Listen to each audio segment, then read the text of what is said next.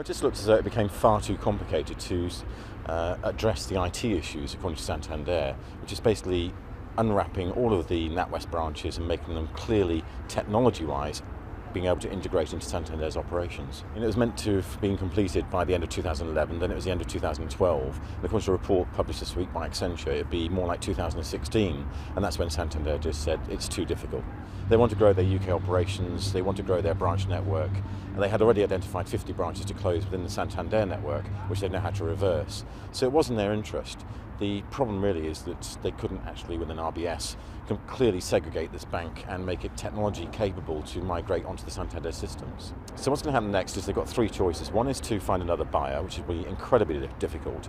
I can't see Virgin or any of the other new banks wanting to take this over, except for one called New Bank, MBNK, which has been trying desperately to get branches in the UK and failed so far. They could float the business off as a completely separate company, which is actually their most likely option, or they could, with the UK government, negotiate an extension to the EU rules.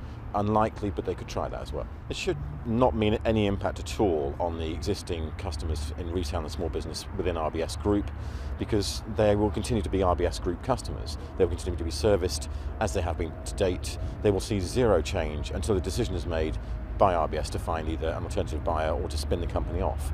Either way, for the foreseeable future, they will be RBS customers.